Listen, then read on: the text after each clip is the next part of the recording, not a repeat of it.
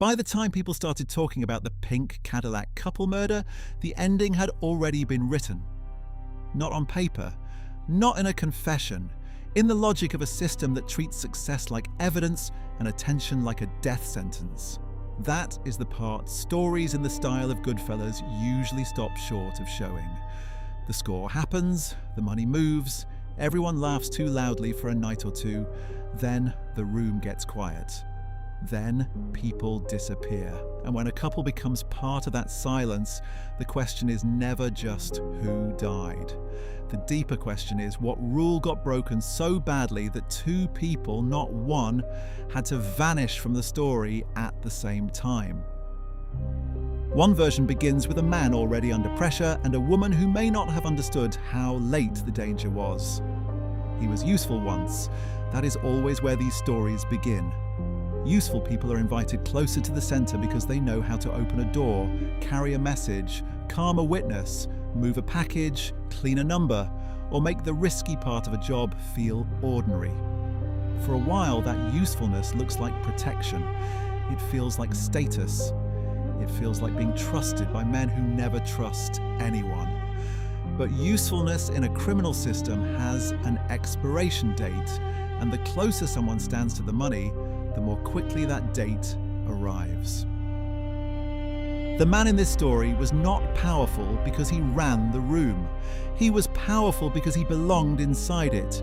He knew the habits, the moods, the timing, the excuses, the calls that mattered and the calls that could wait.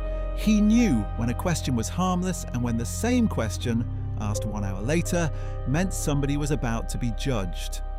He was the kind of insider who makes a large operation possible because he stands at the point where nerves become routine. People like that are valuable before a job.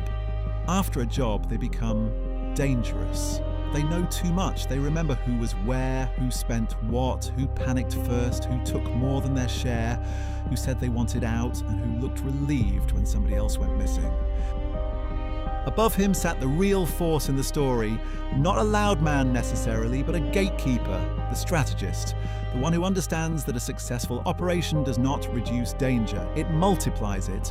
Money brings appetite, appetite brings mistakes, mistakes bring visibility, visibility brings panic, and panic is contagious. In worlds like this, the gatekeeper does not need dramatic speeches. He needs discipline. He needs people to stay small after doing something huge. He needs ordinary coats, ordinary dinners, ordinary apartments, ordinary mornings. No celebration that can be remembered. No object that can turn gossip into pattern. No gesture that says somebody suddenly has reason to shine. Because the original score, according to the shape preserved in stories like this, was the kind that made everyone feel invincible for exactly the amount of time required to destroy them. Insider access, controlled timing, movement measured down to seconds, fear used as a tool, not a side effect. The people inside were reduced to hostages, witnesses, obstacles, or leverage, depending on where they stood. The people outside believed the plan was cleaner than it was because clean plans are easier to admire in hindsight. That is how a job becomes legend. Not because it was perfect, but because the first retelling sands off the hesitation, the luck, the near miss, the shaking hands, the moment where one bad step could have collapsed the whole thing. At first, it looked flawless. That is the most dangerous phase of any crime that works. A flawless result convinces everyone that they are smarter than they are. It tempts them into confusing one success with permanent control. It invites the fantasy that the rules can now bend around them because they have already done the impossible. But the cleanup is where real judgment begins, and one preventable error can undo what brute nerve made possible. In stories like this, the first trail is rarely cinematic. It is simple. Something left where it should not have been. A call made when silence was safer. A face seen twice. A habit repeated. A detail ignored because everyone was still intoxicated by the scale of what they had just pulled off. Once that first error exists, the whole atmosphere changes. The system goes into lockdown. Orders get shorter, voices get colder, spend nothing, say nothing, call no one you do not need, do not repeat old stories to new ears, do not show fear in public, and do not show confidence either. Stay invisible. That is the command. Not just from authorities, not just from rivals, but from the logic of survival itself. And that is where weak points begin to glow. Because discipline sounds simple when people are broke. It becomes nearly impossible when large money has passed through their hands and everyone around them wants proof that their lives have changed. The insider at the center of the pink Cadillac couple murder appears, in this version, as exactly that kind of weak point. Not weak in courage, weak in appetite, weak in judgment, weak in the old familiar way that loyalty can make a person careless. He had access, but he also had needs. He had status, but not enough to relax. He had proximity to power without the protection of actually possessing it. Those are dangerous people because they live under pressure from both directions. The people above them treat them as replaceable. The people beside them treat them as lucky. The people at home may treat them as if the risk should finally pay off. That mix can make an insider act like a winner before the gatekeeper has finished deciding whether he gets to stay alive. Then comes the image that survives everything else, the pink Cadillac. Maybe it was a reward, maybe it was a gift, maybe it was the kind of purchase that felt private inside a couple and catastrophic outside it. In another kind of story, it would just be a car. In this kind of story, it becomes a signal flare, a bright object in a world that survives by remaining dull. That is why the color matters. That is why the visibility matters. The issue is never only money. It is what the purchase announces without words. It says the rules no longer apply. It says someone touched the prize and wanted to be seen touching it. It says discipline has already cracked. And once the symbol exists, the object becomes larger than the people who bought it. The pink Cadillac turns into evidence of a mindset. Flashiness, where caution was ordered. Romance, where operational silence was required. Pride, where fear should have remained intact. The gatekeeper does not see a car. He sees exposure. He sees witnesses remembering details. He sees conversations spreading from one room to another, from one couple to another, until the job is no longer a sealed secret, but a social atmosphere. Underworld systems do not collapse only when the police catch up. They collapse when ordinary people inside the circle can suddenly describe the lifestyle change that followed the money. That is where the couple becomes more vulnerable than the insider alone. Because intimacy is another leak. A man may hold his nerve in front of hard faces, then relax at home and talk too much. He may brag. He may confess in fragments. He may complain about what he did not get, who he does not trust, who is holding back his share, who is watching him. A partner may hear enough to become frightened, or angry, or eager, or simply too informed to be left outside the consequences. The danger widens. What began as a closed criminal risk becomes a domestic one. The person at home does not have to be an active player to become a liability. Sometimes knowledge alone is enough. And then suspicion shifts into certainty. In many stories like this, the real break comes when money does not sit still. Maybe the insider starts skimming. Maybe he takes hidden side cuts.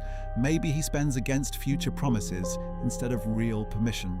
Maybe he convinces himself he deserves more because he helped make the whole thing possible. That is the psychology that destroys trusted men. They mistake access for ownership. They mistake old loyalty for immunity. They believe the past protects them from what the present is already deciding. By the time the gatekeeper hears enough to connect the object, the spending, the loose talk, and the changing behavior, the insider is no longer merely reckless. He is active risk. From there, panic takes over. It rarely looks heroic, it looks scattered.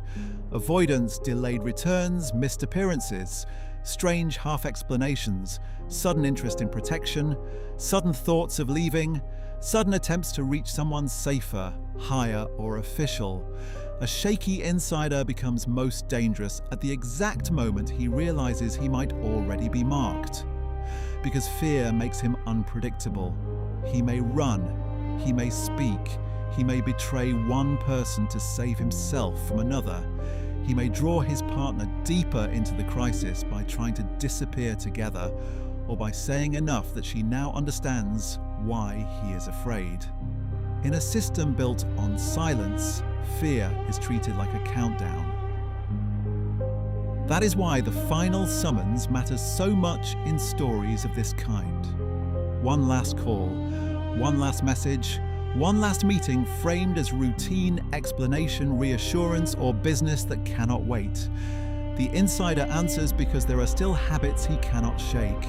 He answers because refusing the call confirms the suspicion he is trying to outrun. He answers because a lifetime around coercive loyalty trains people to walk toward danger if the voice on the other end sounds familiar enough. Sometimes the partner goes too. Sometimes she is told there is nothing to worry about. Sometimes she insists on coming. Sometimes she simply becomes inseparable from the man whose choices have already put both of them on the edge. After that, the couple drops out of the visible world, and the story changes form.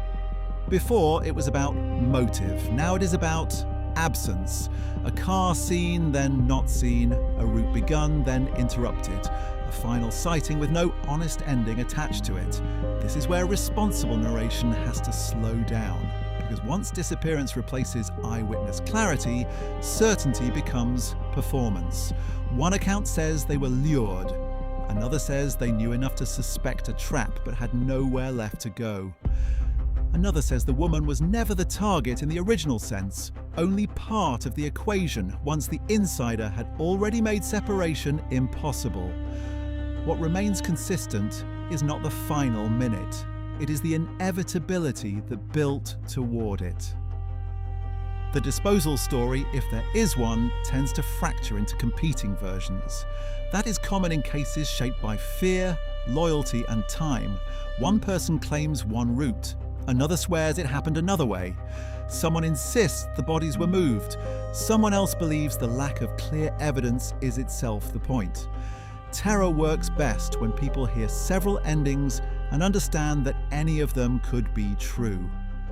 For a dark documentary narrator, that gap matters. The gap is not a weakness in the story. It is part of the story. Because uncertainty is often the final tool of control. If nobody can say with confidence where the couple ended up, the warning travels further than a clean answer ever could. And the warning was never only for them. That is what gives the pink Cadillac couple murder its larger weight. It belongs to the purge that follows a high-value success when everybody around the score becomes a witness to everybody else's weakness. The flashy ones go first, the nervous ones follow. The talkers do not last. The men who know where the money bent, where the rules cracked, where the loyalties thinned out, they begin to vanish into rumour, prosecution, silence, or carefully edited memory. The leader, if he is skilled, stays one step removed from direct accountability. That does not make him innocent. It makes him structurally difficult to touch. And that too is part of the ending stories often refuse to linger on. Because films like Goodfellas understand spectacle, but the true last act of a world like this is administrative, cold, unspectacular, a chain of corrections, loose ends tied off, liabilities reclassified, people erased not in a blaze of glory, but in a sequence of practical decisions made by men who think survival is the same thing as intelligence. That is why the pink Cadillac matters so much as an image. It is not just the symbol of greed, it is the symbol of misunderstanding, the world you are standing in. Believing love can make a display harmless. Believing a prize can remain private once it is visible. Believing that being near power means being safe from it. So when people ask about the ending Goodfellas never showed, the darkest answer may be this. The ending is not one murder, one order, one ride, or one missing person mystery. The ending is the system revealing what it was from the start, a machine that rewards nerve until nerve becomes vanity, rewards usefulness until usefulness becomes exposure, rewards loyalty until loyalty becomes knowledge that cannot be allowed to live.